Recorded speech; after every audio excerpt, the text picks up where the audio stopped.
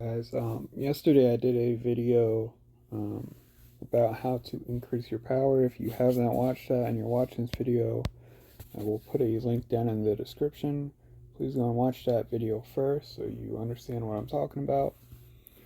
I wanted to do this as a follow-up because while I bashed building power up for most of the video, and I did kind of explain it, I didn't address how to actually build strength in this game, like real strength. How do you contribute to SVS? How do you contribute to Alliance Expedition?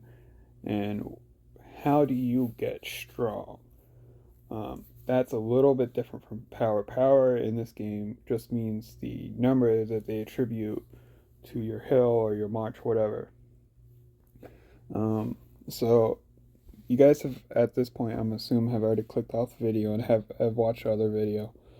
So I've already gone over all the how to build power up, and the first thing about power is the kind of artificial number they give your hill, right? The second thing that I didn't really go over yesterday is the number of that gets attributed to your units. It's not something if you're just trying to build your overall power you're going to focus on. And honestly, it's not something I would really focus on too much. So to start at the beginning, I've already covered pretty much the beginnings. Build yourself up to Warzone. Start getting into Warzone. Get double rewards. Double rewards for SVS is going to be the most important thing. It doesn't matter how hard you can smash a groundhog or how much you can gather or how many buildings you can upgrade if you don't have double rewards. So that's the gist of what strength in SVS is. It has nothing to do with any kind of other number. Get those double rewards, because when you get those double rewards, right, if you go into zone develop and you go down to double rewards, this is a 200% boost. If you click any one of these, that's another 100% boost. That's 300% boost. The next boost, you go up here, that's another 100% boost. Now we're at a 400% boost, right? I feel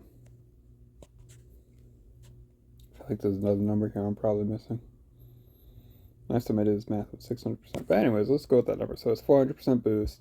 If you use a raspberry before you do advanced raspberry, it's another 100% boost. And that does get added, it doesn't get multiplied.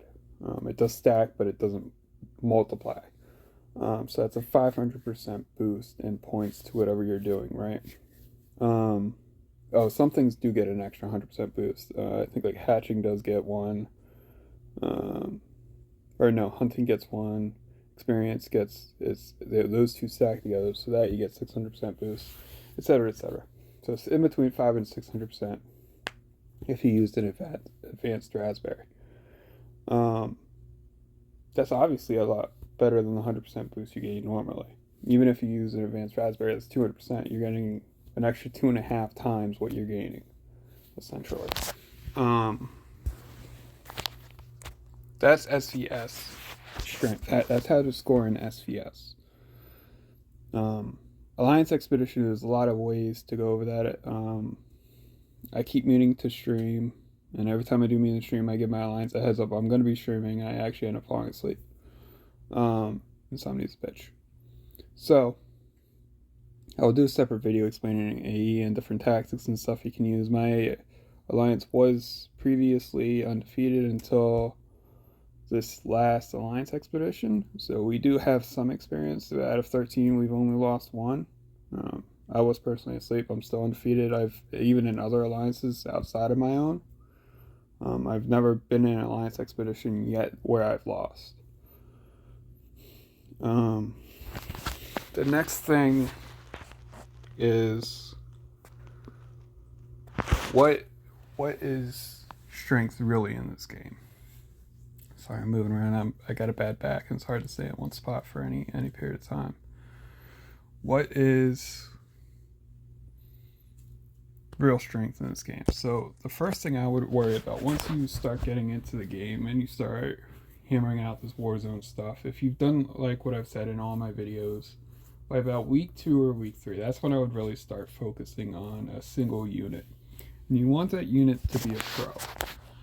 The reason why is because you get an automatic class buff in your pro if you're a raider of 20%. Additionally, if you have the raider building, you get an additional percentage based on whatever level your class building is. So the trophy storeroom, whatever level this is. So right now mine's 17. I get an extra 17% attack and defense boost while I'm invading. And that also goes for hunting lizards or groundhogs or whatever. So that's just kind of a note. So you want to build one unit up first. And you see here, I have 2 units, and with all 3 commanders, so I have primary, secondary, and tertiary. And I have 2 with just the primary and secondary open. I will be focusing on expanding these, mostly for gathering purposes.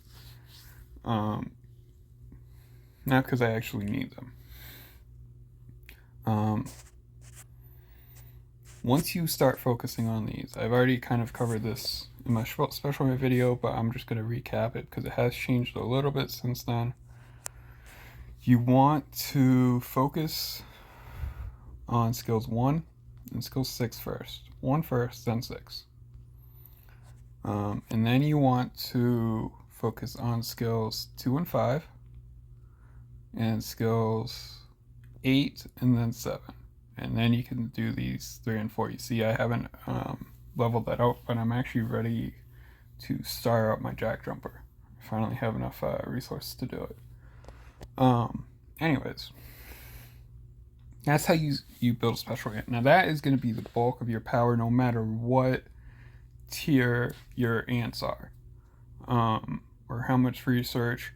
If you have good research but you have crappy special ants, you're going to lose. If you have good evos and good, so you have high evolutions in TAE, but your special ants are crap, you're going to lose. In the scope of things, 1 second. Alright, so I just made this quick list. I may put this as well in the description below. Just take a peek. If I haven't, just ask me for it. I'll make a link. I probably forgot. So in your unit, the first thing you need to focus on is what special ants you're going to be using. I would start with whatever you have. JJ and gold armor are probably the best. Jack jumper and gold armor are probably the best to start with at the moment. This is at the end of January 2022. It's going to change in the future, I can tell you already. And it depends on what you're at. So I'll do a quick reminder of which ants are kind of meta. The next thing you want to focus on is unlocking and leveling their skills up. Unlock first and then level.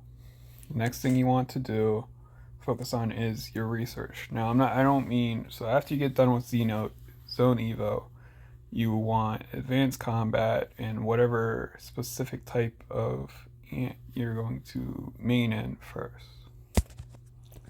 Last thing you want to focus on is what soldier tier you have, and then enhance them, which you do through evolutions. So we are back in the game. Advanced combat, and up until recently, was a higher priority, but combat speed got nerfed, so it went down. The main reason before you wanted to do advanced combat first was for combat speed. Now you want to get as high as you can. You want to get as high as you can to unlock the T9 shooters and get as much of this research done as you can for whatever you're in, whether you're in carrier, shooter, whatever. And something I can't stress enough about this is it's good to have multiple units. It's good to have multiple ants. As an overall strategy, I would focus on, like I said, getting one unit up, but try and collect as many ants as you can. Just don't really level them up. I don't have an account really that's low enough where I can show you what that looks like. All my units are pretty much coming along the way I would want them to. For instance, I'm probably going to trash one of my ants. I haven't decided which one. I was going to do golden sugar until I realized groundhog had got buffed. which I'll be making a video about Sunday and actually showing you the difference. But you want to do having multiple ants at, say, level 5 in terms of overall strength in this game isn't as good as having one ant with having, say, 6 or 7 skills max. So if you see here, what I did was I focused on Jack Jumper first. I got him to level 50. I got level skill 8. I got level 7 unlocked, and then I got 8 unlocked. I maxed 8 immediately, and I started working back that way. I did this pretty much as soon as I got double rewards. On the opposite hand, I got gold armor. And the next week, did the same thing. I unlocked 7, unlocked 8, maxed 8, went back to 7. It's better to have a couple really good ants as far as strength goes, especially with those skills unlocked, than it is to have all of your ants at, say, level 5. And the reason why is because, especially with skills 1 and 6, I'm assuming you have 1 and 6 max first before you do anything else, and you're just trying, let's say you're trying to get the rest to level 5 and you're trying to be smart about it. It's a really bad decision because if you say I had these at level 5, this doesn't do any damage. And some of these skills, actually, the chance of it firing goes up as well. So it doesn't really make sense. Because this skill, especially if it's a skill that gets higher in chances as you level it up, or more power, it doesn't matter, you are going to do more damage. So that one ant is doing more and more and more damage as you level it up. And the way the combat system works, especially if you're shooter main or you're going up against a shooter main like I am, the round's not going to last eight rounds. It's going to last 5 or 6 rounds. So you want to be able to dish out as much damage as you can do, and that goes for whether you're a Guardian main now, because Guardians are now meta, whether you're a carrier main or whether you're a shooter main. So focus on, even if it's just one ant first, you can, as you can see here, I have started leveling other things up. Again, with 1 and 10, I am actually about to fully put my Slim March in for Golden Sugar for PvP. But level that one, see this is a perfect example. I actually just got this unlocked last week. So I'm going to level this up this week. And that's going to probably be the bulk of where my spores go after I put Slim March in. But you want to focus on getting 1 ant and 2 ant. And then after that, you need to be able to defend. My server has done a lot of tests with defense. If you are garrisoning, whether it's in your hill or an ally's hill or in a squirter or even in a troop tunnel in an alliance expedition rainforest, it is best, I should say, to have guardians. Troop tunnel and E, it's a little different. I'll explain why in a second. But if you have someone in there that can hold squirter, it's better to have guardians, because guardians actually get attack and defense boosts, and so when someone goes to kill you, partly based on who wins is partly how many survive. So a person could dish out a lot of damage. You don't really have as many ants die as they do. You're still dishing a better damage, and maybe they do kick you out. But then it goes to the next person, especially if you're in a hill. Let me see if I can find a report from last Alliance Expedition. I don't know if I can. This isn't from Alliance Expedition. This was someone who tried attacking the tree, and I just went and zeroed them. But if you see here, this works for the example. You see here, I had T8E, and they had T6. And if you look, they didn't really kill a whole lot, but what did was their toxic fungi, even at level 12. Mind you, I'm level 22. And then same thing again. They got more kills from a toxic fungi, so you want them to hold off. And if you have a set of guardians, like this guy who doesn't know how to play it, defending, they take less damage, and it gives more of a chance for, especially if you have layers of that So if you have 4 people and they're all guardians defending someone's hill, you're going to lose less. Your team is going to lose less, and the other person is going to lose more. Just based off the fact, in this case, you would need a higher level toxic fungi. But that's the next thing I would work on with that in mind, because you want to be able to garrison pretty quickly, as far as overall strength in this game.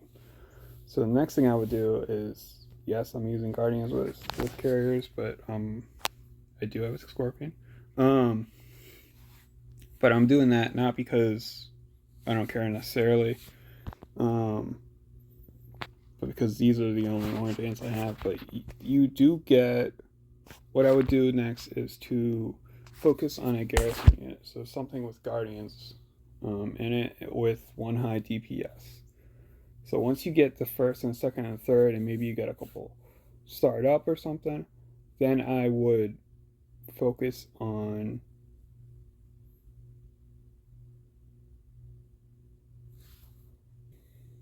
a second unit. You see, I haven't put a lot of effort into these. I haven't unlocked any of the 5th skill, so I haven't used any shells. I'm still focusing on my main.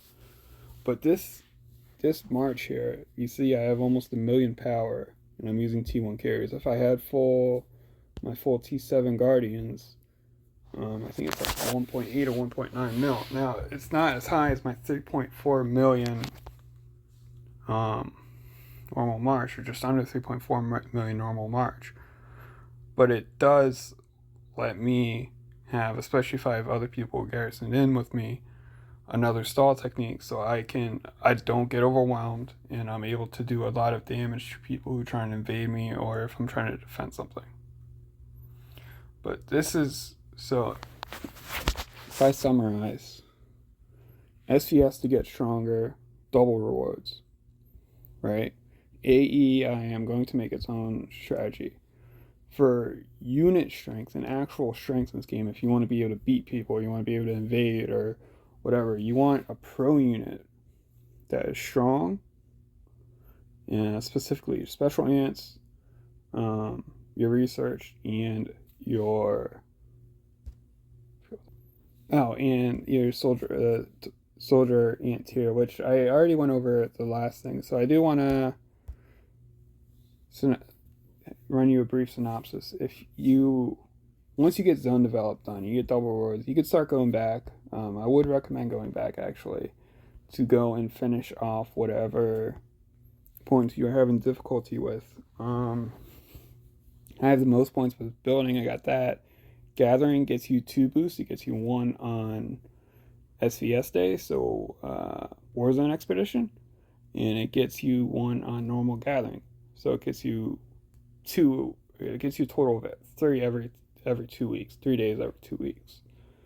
Hunting gets you hunting and experience. If you do them both together, it'll get you an extra 200% boost from hunting, so an extra whole 100% just for free. Sport points is good if you use a sport trick, etc., etc. Once you get done with that, focus on whatever your unit specific troop is next. So if you're carrier main, do carriers. I do recommend, even if you are not a carrier main, going in and doing, oh, I hit the wrong one. Going in and doing pack light and trying to get that up as much as possible, because you want the extra speed when you're in AE or whatever, which again I'll cover, or in SVS, whether you're gathering, you want the extra March boost speed. I think the last thing is, it's just brief synopsis. Oh, and then advanced combat. I didn't really take a look in advanced combat to show you guys this was what you wanted to unlock before, but if this is why you see a lot of people only use one kind of unit, is because once you get to this, it doesn't really make sense. It's super situational, where you wouldn't want to have all 3 kinds, because if you tap it, you need all 3 squads to be the same. So you need all 3 carrier, all 3 whatever, and at the top level here, it is a 30% boost to attack and defense. It's the same for all 3 units. So you really want to have all 3 and to have one dedicated unit. If that changes, I will address it. There are people, I'm going to say it's situational, where they are whales and they are using certain formations of, say, guardian, shooter, shooter, or guardian, guardian, shooter, etc. for extra assault techniques. It's at the moment situational. It's not something I would recommend to do free to play. I would recommend to stay especially once you get this advanced combat. If you get past this, finish whatever you have. So if you get to 20, finish that entire, like, get it maxed out, and then it's not really a priority. You can do the extra combat speed. It doesn't really help you because it's been nerfed. But that boost from that is really, really high. I went from like 200% or 200, I think 15% boost. Let me see if I can find with my main. So hold on. So if I go, I look at my boost, even okay. So let's look here. So I'm at in between 300 and 310% boost. So total with doing more shooter evos and stuff, I've increased it by almost 100%. My evo attack range, and so an extra 30%, no matter what you do, is a big deal. That even if someone has a good stall and a guardian in front, that could be the difference between winning and losing. And honestly, that's probably going to change. People who chase the meta in this kind of game should only be the whales. If there is a gigantic change where it becomes necessary, I will upload a video and let you guys know. Anyways, I hope you all enjoyed the video and have a great day.